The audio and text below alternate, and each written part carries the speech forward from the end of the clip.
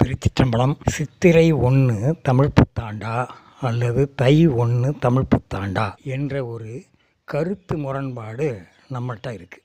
விஞ்ஞானம், விஞ்ஞானம்னா என்ன அப்படின்னா, விஞ்ஞானம் விண்ணை பற்றிய, வானத்தில் உள்ள கோள்கள், விண்மீன்கள், அவற்றை பற்றிய அறிவுக்கு பேர் தான் விஞ்ஞானம், விஞ்ஞானம். தமிழர்கள் வானியல் அறிவில் ரொம்பவும் சிறந்தவர்களாக திகழ்ந்தார்கள் என்பதில் எந்த விதமான மாற்று கருத்தும் இருக்க முடியாது. ஒரு குறிப்பிட்ட சமுதாயத்தார் வானத்தில் இருக்கிற கோள்களை பற்றியும் விண்மீன்களை பற்றியுமே தங்களுடைய வாழ்நாள் முழுவதையும் அர்ப்பணித்து கொண்டு இந்த தமிழ் மண்ணுக்கு சொந்தமான ஒரு விஞ்ஞானத்தை பற்றிய விஞ்ஞானத்தை, வானியல் அறிவை நமக்கு தந்திருக்கிறார்கள். அந்த அடிப்படையில் சித்திரை 1 மட்டுமே தமிழர்களுடைய தமிழ் புத்தாண்டு நாள். 60 ஆண்டுகள் என்பதை ஒரு ஆண்டு சுழற்சியாக கணக்கிட்டவர்கள் தமிழர்கள். வானத்தை 12 வீடுகளாக பிரித்தார்கள். மேஷம் முதல் மீனம் வரை. மேஷம் என்பது ஆடு மேள் மேள் என்று கத்துவதனால் மேளம் என்று ஆட்டுக்கு பெயர் வைத்து அதை மேளத்திங்கள் என்று தான் குறிப்பிட்டார்கள். பின்னால் அது மேஷம் மாறி போச்சுன்னு வச்சுக்கோங்களேன். அப்போ 12 வீடுகளாக பிரித்தார்கள். அந்த 12 வீடுகளையும் சூரியன் அமர்ந்திருப்பதை வைத்து அந்தந்த மாதங்களாக, திங்கள்களாக வகுத்து கொண்டார்கள் தமிழர்கள். ஒரு விண்மீனுக்கு 4 கால்கள். அப்போ 27 விண்மீன்கள். அசுவதியிலிருந்து புரவி என்று தமிழில் அதை குறிப்பிடுவோம். அந்த அசுவதியிலிருந்து ரேவதி, அதாவது தோணி வடிவில் இருப்பதனால அதற்கு ரேவதி என்று பெயர். அந்த விண்மீனுடைய 27 விண்மீன்கள். ஒவ்வொரு விண்மீன்களுக்கும் 4 கால்கள். அப்போ 27 × 4 108. 27 4 ஆல் பெருக்கினால் 108 கால்கள். ஒவ்வொரு வீட்டிலையும், அதாவது வானத்தை 12 வீடுகளாக பிரித்திருக்கிறாங்க இல்லையா, அந்த 12 வீடுகளில் ஒரு வீட்டுக்கு 9 கால்கள். அப்போ 12 × 9 108 கால்களாக தமிழர்கள் பிரித்து அன்றைக்கு வகுத்து தந்திருக்கிறார்கள். அப்போது இன்றைக்கு பல ஆயிரக்கணக்கான ஆண்டுகளுக்கு முன்னாலே தமிழர்கள் வானியல் அறிவில் மிஞ்சி இருந்திருக்கிறார்கள். தமிழ் புத்தாண்டாகிய சித்திரை 1 அந்த காலத்தில், மன்னர்கள் காலத்தில் கோயில்களையும் மன்னர்கள் முன்னாலும் பஞ்சாங்கம் நாள்தோறும் வாசிக்கப்பட்டது. பஞ்சாங்கம் என்ற சொல்லுக்கு பஞ்ச அங்கம், பஞ்சாங்கம். பஞ்சம் என்றால் 5, அங்கம் என்றால் 5 உறுப்புகள். எதெல்லாம்? வாரம், திதி, மீன், ஓகம் அல்லது யோகம், கரணம்.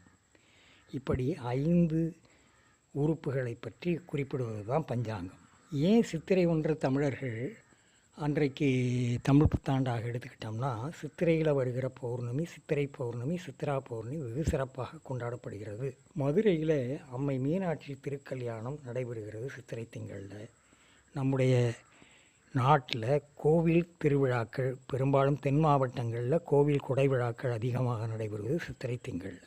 இந்த பஞ்சாங்க அறிவு என்பது தமிழரிடத்தில் எப்படி விதமிஞ்சி இருந்திருக்கிறது, விஞ்சி நின்றிருக்கிறது என்பதற்கு எடுத்துக்காட்டாக இந்த திதியில் தான் இன்றைக்குத்தான் பௌர்ணமி, இன்றைக்குத்தான் அமாவாசைன்னு அன்றைக்கே வகுத்திருக்கிறார்கள். சூரிய கிரகணம் இந்த நாடிகையில், இந்த மணித்துளிகளில் தான் வரும். சூரிய கிரகணம், சந்திர கிரகணம் என்று ஆண்டுதோறும் அந்த சூரிய கிரகணம், சந்திர கிரகணத்தை பற்றி குறிப்பிடுகிறார்கள். அப்போ அந்த 5 உறுப்புகளில் வாரம் என்பது ஞாயிறு முதல் சனி, 7 வாரங்கள், 7 நாட்கள்.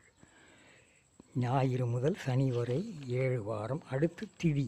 திதி என்பது வளர்பிறை பிரதமையிலிருந்து பௌர்ணமி முடிய 15 நாட்கள். தேய்பிறை பிரதமையிலிருந்து அமாவாசை முடிய 15 ஆக 30 நாட்கள். விண்மீன் அல்லது நட்சத்திரம் அசுவதியிலிருந்து ரேவதி முடிய 27. இன்றைக்கு என்ன நட்சத்திரம் என்பது, அன்றைக்கு சந்திரன் எந்த விண்மீன் கூட்டத்தில் இருக்கிறானோ அதுதான் அன்றைய நட்சத்திரம். யோகம் 27. அதனுடைய வடமொழி வடிவத்தை உங்களிடத்தில் குறிப்பிடுகிறேன். விஷ்கம்பம், பிரீதி, ஆயுஷ்மான், சௌபாக்கியம், சோபனம், அதிகண்டம், சுகர்மம், திருதி, சூலம், கண்டம், விருத்தி, துருவம், வியாகாதம், அர்ஷனம், வஜ்ரம், சித்தி, வியதீபாதம், வரியான், பரிகம், சிவம், சித்தம், சாத்தியம், சுபம், சுப்ரம், பிராமியம், ஐந்திரம், வைதிருதி. அதாவது இப்படி 27 ஓகங்கள் தமிழர்கள் வகுத்தார்கள். கரணங்கள் 11: பவம், பாலவம், கௌளவம், கைதுளம், கரசை, வணிசை, பத்திரை, சகுனி, சதுஸ்பாதம், நாகவம், கின்ஸ்துக்னம். அப்போ இதில் திதி என்பதை பற்றி சொல்லுகிற பொழுது வானவெளியில் சூரியனுக்கும் சந்திரனுக்கும் இடையில் எவ்வளவு தொலைவு இருக்குது அப்படிங்கிறத குறிப்பிடுறது தான் திதி. ஒரு திதியில் பாதி அளவு கரணம். வானத்தில் ஒரு குறிப்பிட்ட இடத்திலிருந்து சூரியனும் சந்திரனும் செல்லுகிற மொத்த தொலைவு. ஒரு குறிப்பிட்ட இடம், அந்த இடத்துல இருந்து சூரியன் சந்திரன் 2 பேரும் செல்லுகிற, சூரியன் செல்கிற தொலைவையும் சந்திரன் செல்கிற தொலைவையும் கூட்டிய மொத்த தொகை தான் யோகம் அல்லது ஓகம். வானத்தில் சந்திரன் நிற்கக்கூடிய இடம் விண்மீன் அல்லது நட்சத்திரம் என்று குறிப்பிடப்படுகிறது.